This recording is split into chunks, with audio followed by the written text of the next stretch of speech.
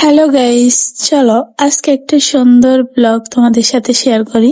আর সেটা হচ্ছে একটা রান্নার ভিডিও, মানে ছোট মাছ রান্না, মলা মাছ রান্না। তো এই মলা মাছ আমাদের অনেক পছন্দ সবার। আর এই ছোট ছোট মলা মাছ এভাবে হাত দিয়ে মাখায় রান্না করতে অনেক মজা লাগে। আর এটা খেতেও অনেক টেস্টি হয় গাইস। তো সব রকম মশলা দেওয়ার পরে এখানে আমি একদম কাচ্চিখানি সরিষার তেল দিতেছি।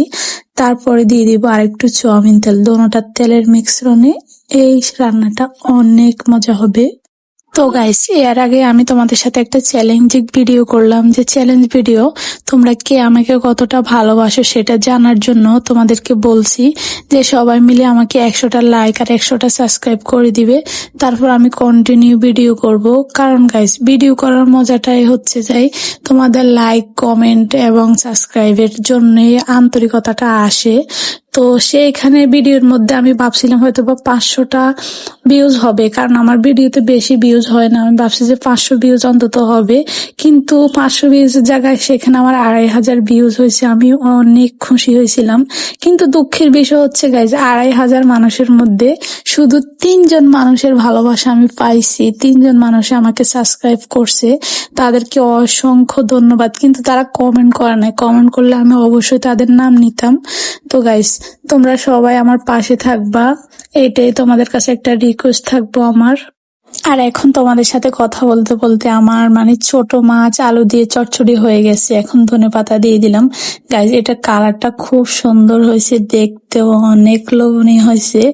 তো তোমরা আমাদের ভিডিও কে কে দেখতেছো অবশ্যই কমেন্ট করবা। আর যারা যারা চ্যানেলের নতুন তারা কিন্তু অবশ্যই চ্যানেলটা সাবস্ক্রাইব করে দিবা। আর এখন এগুলা খাওয়ার জন্য রেডি গাইস। আমি এখন ভাত নিয়ে নিলাম, আর এখন এটা টেস্ট করব, দেখবো যে এটা কেমন মজা হয়েছে।